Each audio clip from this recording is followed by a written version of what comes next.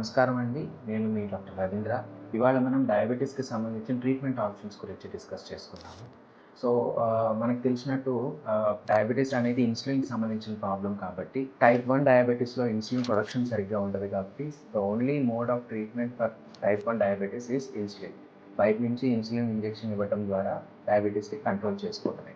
రెండోది type 2 diabetes.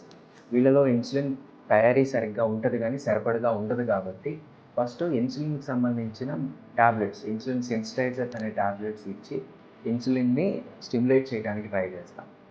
ఇవి మనం ఒక డిఫరెంట్ కేటగిరీస్ ఆఫ్ మెడిసిన్స్ ఉంటాయండి based on the patient sugar control.